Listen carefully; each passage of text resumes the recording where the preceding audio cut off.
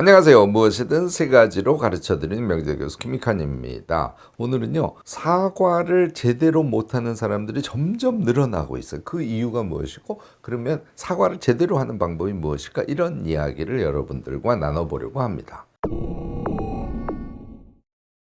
요즘 인터넷에요, 한국에서 절대 사과하면 안 되는 이유, 이런 게시물들이 엄청 유행하고 있다고 합니다. 특히 청년들은요, 죄송합니다, 이런 말을 입 밖에 내는 것 자체를 엄청 부담스러워 한다고 해요. 아니, 잘못을 하면 사과를 하는 게 당연한 일이잖아요. 그런데 왜 우리 사회에서는 이 당연한 사과 문화가 점점 사라지고 있는 걸까? 이거 사실은요, 우리 삶의 심리 상태랄까? 이런 것들을 아주 웅변적으로 얘기해주는 현상이에요. 그래서 오늘은 사과 문화가 사라지고 있는 원인, 이것을 조금 여러분들과 심도 깊게 생각을 해보려고 하고요. 제대로 사과하는 방법이 왜 우리 삶에서 중요한지, 또 용서가 중요한 이유, 이런 것을 세 가지로 딱 정리해서 여러분들께 말씀을 드리려고 합니다.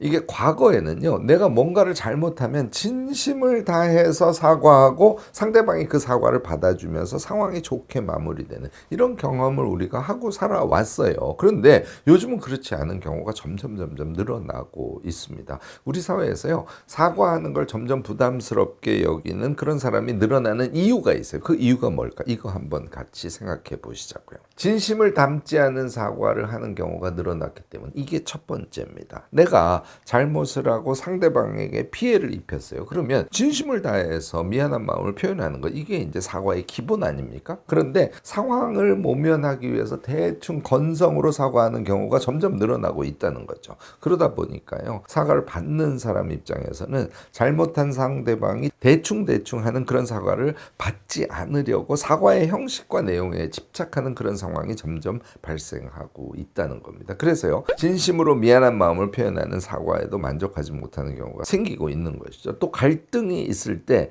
당사자들이 해결하기보다는 법정으로 끌고 가거나 인터넷에서 공론화하거나 이런 경우가 점점 증가하고 있어. 이러면서 사과를 하면 잘못을 인정한 게 돼버리니까 법적, 사회적으로 불리하다는 그런 인식이 점점 퍼지고 있는 겁니다. 이런 이유들로 사과를 아예 하지 않는 사람들이 점점 늘어난다는 얘기예요. 실제로요, 요즘 보시면요, 사과를 해도 사과를 안 해도 결국은 반응이 안 좋아요. 사과를 하면요, 참 잘못인 줄 알면 하지를 말았어야지 이렇게 해버리거나, 또는 핑계가 많다고 이렇게 반응을 하는 경우가 꽤 많습니다. 사과를 안 하면 죄송하다는 말이 그렇게 어렵냐, 또는 인성이 글러먹었다, 이런 식의 반응을 하기 마련이고요. 사과를 해도 욕을 먹고 사과를 안 해도 욕을 먹으니까 아예 사과를 안 하고 입 닫고 있는 거, 이게 낫다고 생각하는 사람들이 늘어나는 것이죠. 사과하는 것을 힘들어하는 우리 사회의 이면을요, 우리가 잘 살펴볼 필요가 있다고 저는 생각을 합니다. 이 이면의 첫 번째는요, 과도한 경쟁 사회라는 그런 배경이 깔려 있어요. 우리 사회는요, 10대 때부터 1등에서 꼴등까지 이것을 성적대로 순서를 매기고 어떤 대학에 입학하는지가 평생의 꼬리표로 작용을 하는 그런 이상한 사회예요. 정말 우리를 힘들게 하는 이상한 사회인 거죠. 그것 때문에요, 경쟁이 익숙한 거예요. 경쟁이 익숙하다 보니까 사과를 하고 관계를 좋게 만든다고 해서 실질적으로 얻는 게 없다, 이런 무의식이 어릴 때부터 쭉 반복되면서 작용을 하고 있다는 것이죠. 두 번째 우리가 주목할 것은요, 과도한 갑질 문화입니다. 경제 수준이 우리가 엄청 성장했죠. 사회적 경제적 불평등이 점점 없어져야 되는데 그 역방향으로 가고 있단 말이에요. 그러니까 불평등이 심해지면요, 결국은 갑질이 늘어날 수밖에 없게 됩니다. 이렇게 갑질이 늘어나게 되면 특히 서비스업에 종사하시는 분들이 실수를 했을 때 사과를 하면 괜찮다고 넘어가야 되잖아요. 그런데 무시하고 더 함부로 대하고 하는 그런 갑질이 아직도 정말 도처에서 자행되고 있고요. 진상짓을 하는 그런 사례들이 늘어나고 있어요. 결국은 사람들은 방어적이 될 수밖에 없다는 것이죠. 세 번째, 이것도 아주 중요한데요. 사람 대하는 것 자체를 어려워하는 그런 경우가 증가하고 있다는 겁니다. 스마트폰이 보급되면서 나타나는 현상이기도 해요. 또 코로나를 거치면서 전화통화 자체를 어려워하는 10대, 20대가 늘어났다는 거. 이거 여러분들 방송 등을 통해서 많이 들어보셨을 겁니다. 이게 사실 청년들뿐만이 아니라요. 한국 사회에 정말 많은 사람들이 비대면 소통에 익숙해지고 온라인 문화의 영향력이 점점 커지다가 보니까 사람과의 관계 자체를 어려워하는 경향이 점점 심해지고 있습니다. 또 영향력이 점점 커지고 있는 온라인 커뮤니티, 이게 이제 현실이란 말이죠. 이게 이 현실 속에서 사소한 실수만 해도 이게 사이버 불링을 당하는 경우가 늘다가 보니까 그런 것도 사람들과의 관계와 소통을 어렵게 느끼게 만드는 그런 요소로 작동을 이미 하고 있습니다. 우리 모두가요, 우리 사회의 이런 문제점에 대해서 이제는 심각하게 고민을 해봐야 될 때라고 저는 생각합니다.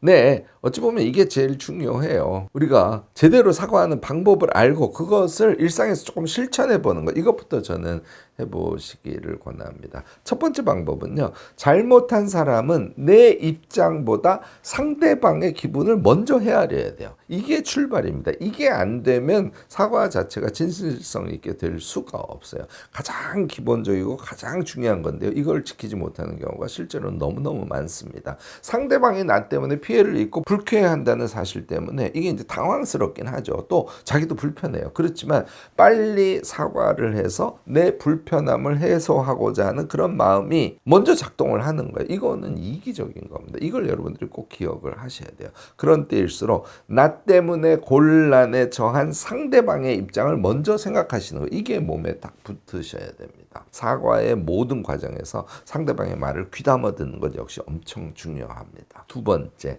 얼굴을 마주보고 사과를 해야 되는데 이렇게 안 하는 거예요. 비대면이 익숙해지고 편하다고 해서요, 문자나 전화로 사과를 하시는 분들이 많은데 이거 절대로 하지 마시기 바랍니다. 사과를 해야 될 상황에서는 대면으로 얼굴 보고 사과하시는 것을 저는 적극적으로 권해요.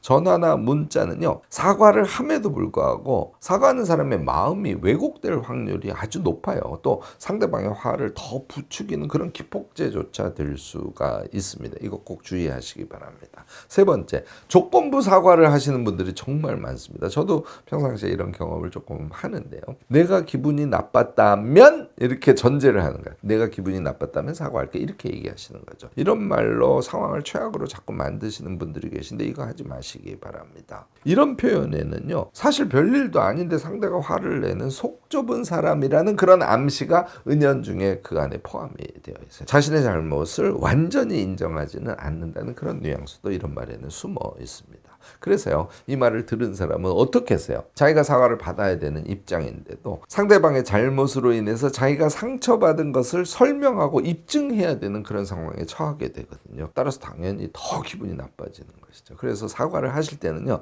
절대로 이렇게 조건을 다는 말을 삽입해서는 안 되는 거예요. 이거 여러분들 꼭 주의하시기를 다시 한번 권합니다.